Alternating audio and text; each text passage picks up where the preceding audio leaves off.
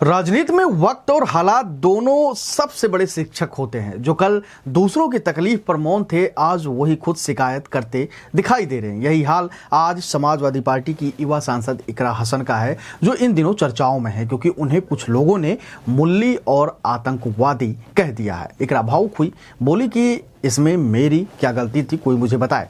उन्होंने अपने सम्मान और पहचान की बात कही और तमाम लोग उनके समर्थन में उतर आए। जैसे ही भावुक होकर इकरा हसन ने ये बातें कही। लेकिन राजनीति में कहा जाता है कि सियासत में इन जो कर्म होते हैं, आपके जो काम होते हैं, उसका ब्याज सहित आपको वापस मिलता है। जो आप दूसरों के साथ करते हैं वही वक्त के साथ कई गुना बढ़कर आपके पास लौटता है और शायद आज वही ब्याज इकरा हसन को मिल रहा है। इकरा हसन की तकलीफ वाजिब है। किसी भी महिला के लिए ऐसी भाषा बर्दाश्त के लायक नहीं होती है। लेकिन सवाल यह है कि क्या महिला के सम्मान की चिंता सिर्फ तब होती है जब बात अपनों की हो? क्या राजनीति में सम्मान भी पार्टी लाइन देख कर तय होता है? याद कीजिए साल 2022 का विधानसभा चुनाव, जब इकरा हसन के ही भाई नाहिद हसन ने बसपा सुप्रीमो मायावती के बारे में बेहद घटिया और अशोभनीय बयान दिया था, भरे मंच से। वो भी उन्होंने कहा था मायावती भी कुंवारी है, मोदी भी कुंवारे हैं और मायावती 3 बार मोदी की गोद में बैठ चुकी हैं। यह बयान सिर्फ मायावती का नहीं बल्कि पूरी महिला समाज का एक अपमान था। यह एक दलित महिला नेता के आत्मसम्मान पर वो प्रहार था कि जिसका कोई सीमा नहीं। तब क्या इकरा हसन ने अपने भाई की निंदा की थी? क्या उन्होंने उस बयान पर स्टैंड लिया था कि किसी महिला के लिए ऐसी बात नहीं कही जानी चाहिए? नहीं, तब समाजवादी पार्टी खामोश थी। तब चंद्रशेखर आजाद भी चुप थे। वही चंद्रशेखर आजाद जो आज इकरा हसन को कहते हैं कि वो मेरी छोटी बहन है और मंचों पर वो बड़े बड़े बयान दे रहे हैं। तब ना दलित स्वाभिमान उनको याद था, ना तब महिला सम्मान का नारा वो उनके मुख से निकला था, क्योंकि तब अपमान करने वाला मुसलमान नेता था और जिसे निशाना बनाया गया था वो दलित महिला थी। आज जब इकरा हसन को मुल्ली और आतंकवादी जैसे शब्द कहे गए हैं तो सियासत अचानक संवेदनशील हो उठी है। भीम आर्मी प्रमुख चंद्रशेखर आजाद रावण मंच पर आए और बोले कि इकरा मेरी छोटी बहन है, उसके खिलाफ जो कहा गया वह गलत है, मैं उसके साथ खड़ा हूं।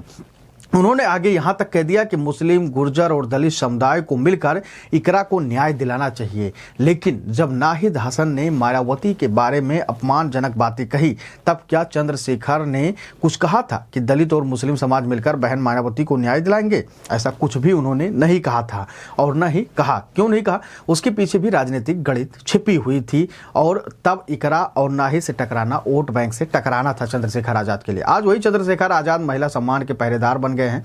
यह सियासत का क्लासिक डबल स्टैंड है, जहां संवेदना भी राजनीति देखकर तय होती है, जहां दर्द भी पार्टी देखकर महसूस किया जाता है, जहां बहन वही होती है जो आपके हित में फिट बैठते हैं। इकरा हसन कहती हैं मुझे आतंकवादी कहा गया, इसमें मेरी क्या गलती? उनकी बात सही है। किसी भी महिला के साथ इस तरह की अभद्र भाषा का इस्तेमाल नहीं होना चाहिए। लेकिन सवाल यह भी उतना ही जरूरी है कि जब एक महिला नेता मायावती पर आपके ही परिवार ने, आपके ही भाई ने अशोभनीय टिप्पणी की थी, तब आपने एक महिला होने के नाते चुप्पी क्यों साध ली थी? आपकी मां तब भी राजनीति में सक्रिय एक नेता के रूप में थी। आप खुद महिला अधिकारों पर बात करती रही हैं। फिर उस वक्त किसी ने क्यों नहीं कहा कि यह बयान शर्मनाक है? क्यों नहीं कहा किसी भी महिला का मजाक ऐसे नहीं उड़ाया जा सकता? सच यह है कि इकरा की चुप्पी ही आज की विडंबना है, क्योंकि राजनीति में जो आज पीड़ता है, कल वही किसी और की पीड़ा पर मौन थी। चंद्रशेखर आजाद ने जब से इकरा हसन के समर्थन में बयान दिया है, सियासी गलियारों में सवाल उठ रहे हैं कि क्या यह बयान संवेदना का है या रणनीति का या राजनीति का? क्योंकि जिस तेजी से उन्होंने इकरा को छोटी बहन बताया और मुस्लिम दलित एकता की बात कही, उससे यह साफ है कि उनका निशाना सीधे सपा के मुस्लिम वोट बैंक पर है। अखिलेश यादव के बाद यूपी में मुस्लिमों का भरोसा किस पर जाए, यह एक बड़ा सवाल है। शायद चंद्रशेखर आजाद इसी समीकरण को भुनाना चाहते हैं। उन्होंने महिला सम्मान का मुद्दा उठाया, लेकिन उसके पीछे राजनीतिक जमीन तलाशने की कोशिश साफ झलकती है। किसी भी महिला के खिलाफ अपमानजनक भाषा का इस्तेमाल निंदनीय है।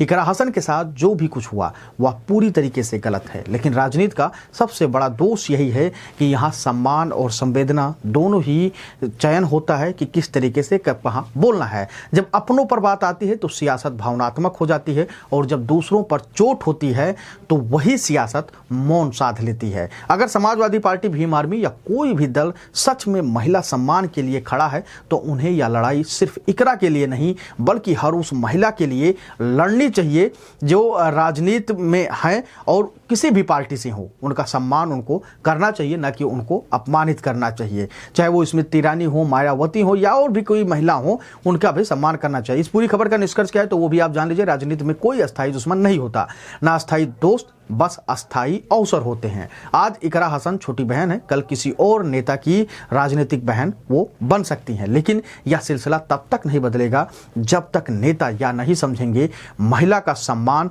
दलों के हिसाब से नहीं होना चाहिए, इंसानियत के हिसाब से होना चाहिए। आज का सियासत का जो चेहरा जो है वो इसी कुछ इर्द गिर्द घूम रहा है कि जब वो देखा अपने हिसाब से महिलाओं को टारगेट किया और महिलाओं को टारगेट करने के बाद सुर्खियां बटोरी और उसके बाद में अपनी पूरी राजनीतिक रोटी को सेका। चंद्रशेखर आजाद ने जिस प्रकार से इकरा हसन को छोटी बहन कहा है, कहना भी चाहिए, लेकिन मायावती के सम्मान में भी उनको कुछ शब्द कहने चाहिए थे जब नाहिद हसन ने इस तरीके का मायावती को लेकर बयान दिया था और कहा था वो भी कुंवारी हैं और मोदी भी कुंवारे हैं और मोदी की गोद में मायावती बैठती हैं।